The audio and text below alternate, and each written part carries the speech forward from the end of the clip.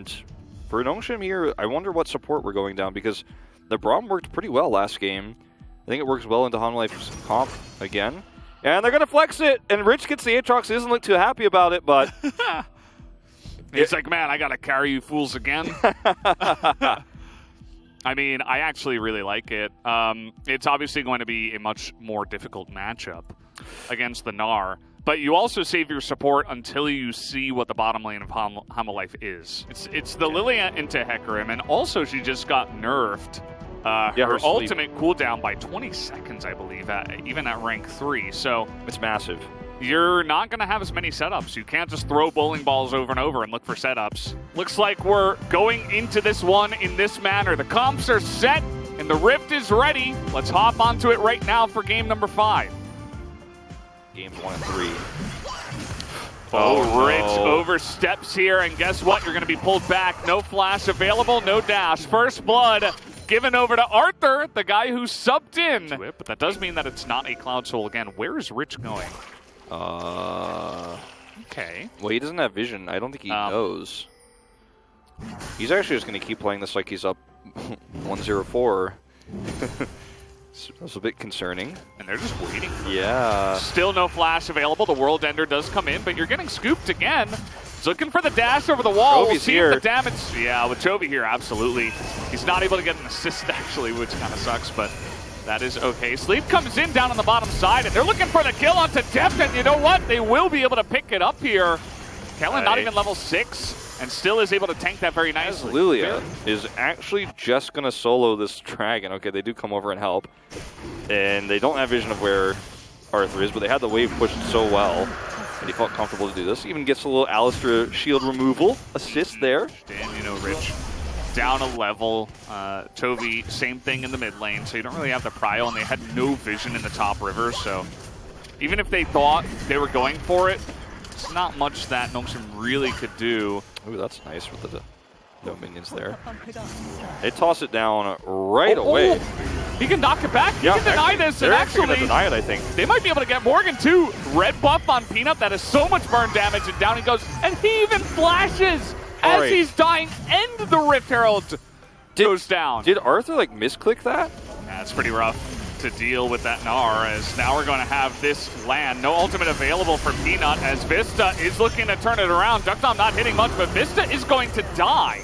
And they just didn't have the follow-up damage because Kellen was in Unbreakable Will. Totally fine. Yeah, and it's been, you know, when we've seen other teams do that, the results have been less stellar. Yeah, that's a really big blue buff, actually, for Chovy. Yeah. Perfect timing. He was low on mana, and now, okay. That's real great. I mean, you get the flash out of Vista. You flash away yourself, but no ultimate now on Chovy for the fight. As Peanut is going to get slowed up, and Deft actually has a really good angle. He's able to get into that back line.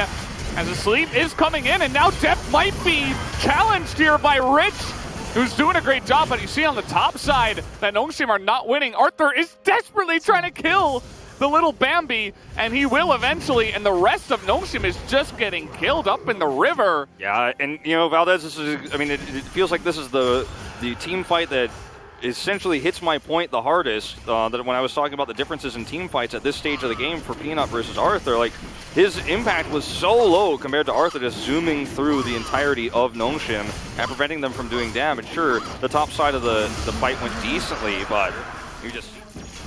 Okay, Nongshim are on the streak first, but they're not in a really decisive position to where they can actually force a pick.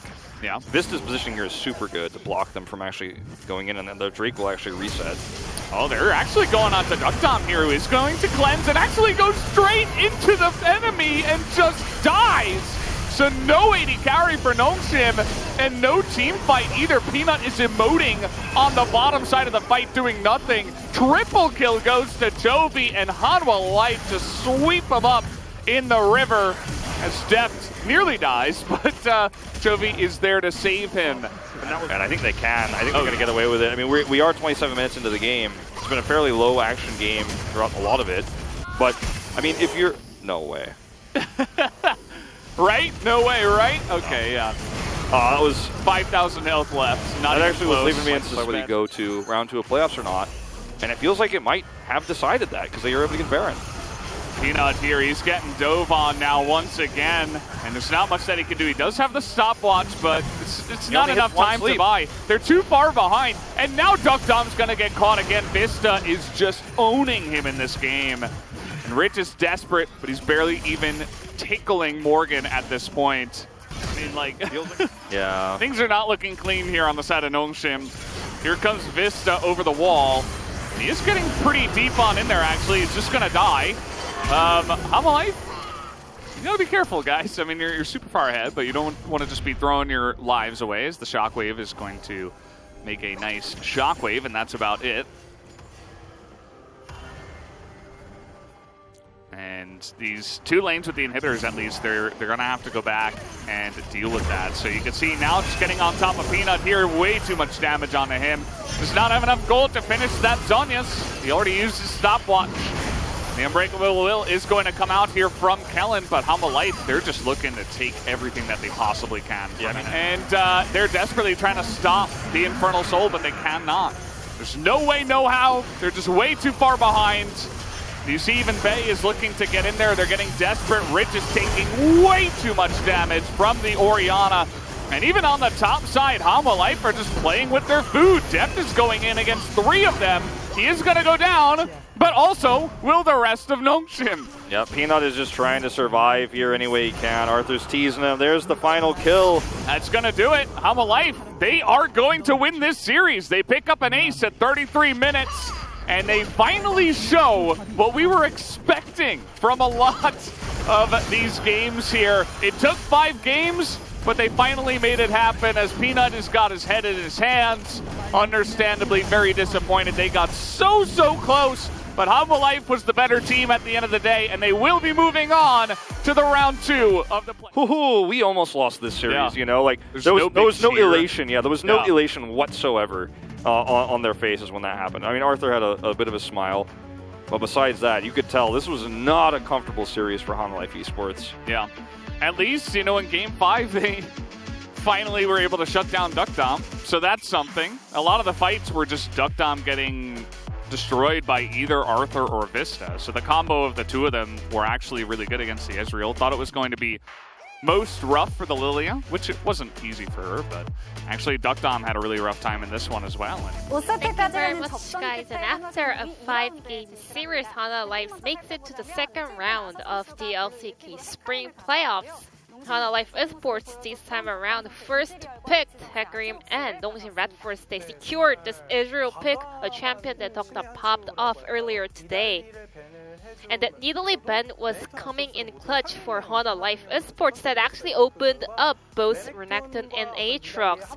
And then as a result, well, this guaranteed more kind of a safer spot for Hamalife Esports, because the most dangerous thing that happened earlier in the other games is the Renekton Nidalee combo, the burst damage in the early game. But with the Nidalee getting banned away, actually Nongshim was not able to find that massive damage output in the early game.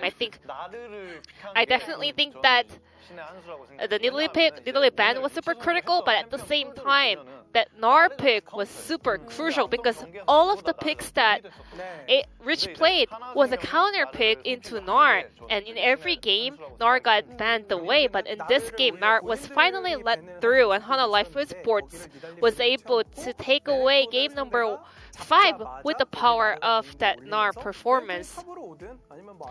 By locking it that Gnar, you know, Hamalife Esports could deal with both Renekton top or Renekton Aatrox top, and Hamalife Esports was able to finally find the best iteration of their pick and ban, and Hecarim was really just a rampage on the map.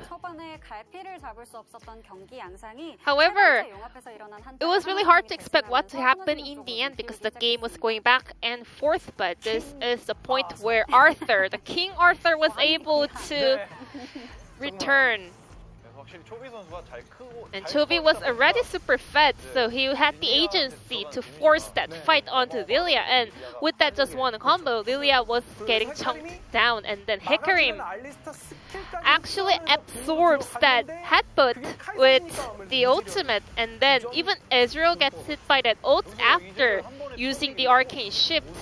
So Israel got popped like a balloon from the get-go of this team fight, which means there's no way that Nongshim Red Force can win this fight. And Arthur survives, and he goes all in to chase down that Lilia. And at the same time, he was able to draw the attention of Rich. So Rich got completely disconnected from his teammates.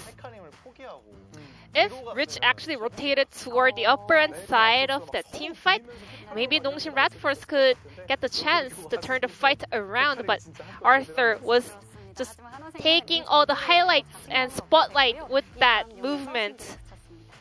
Now let's take a look at the second highlight where Nongshim Red Force was not able to find an opening because... Now let's take a look at the location of Gnar. Gnar turned into the Mega Gnar outside of the opponent's vision, so Nongshim Red Force didn't see this coming. They didn't expect Hana Life Esports to open this team fight, and Nongshim, I think he kind of panic flashed over there. Kai'Sa actually dashed on the right-hand side of the map, so he immediately flashed to the left, which ended up flashing onto the face of Hecarim. So another team fight where Israel gets popped from the beginning of the team fight. A champion that has two abilities to survive and dash away. And quadra kill picked up by Chovy at the end of this team fight. Vista was taking all the chance to open team fight in the series, and he's a very proactive player, and he was able to finally pick up a very critical team fight. It's really impressive to see this rookie player making a huge process throughout the split, and Arthur will pick up the POG on Hecarim. That's last game in a very close game, taking up 33.1% of the total damage and 100% kill participation was on point. Arthur is a player who got subbed in game number 5, a very decisive game, but he was smiling. He was smiling when he was sitting on that chair. And he was truly the relief pitcher for Hana Life Esports. This rookie player subbed in for the most decisive game of the series, and still he was able to stay calm and collected.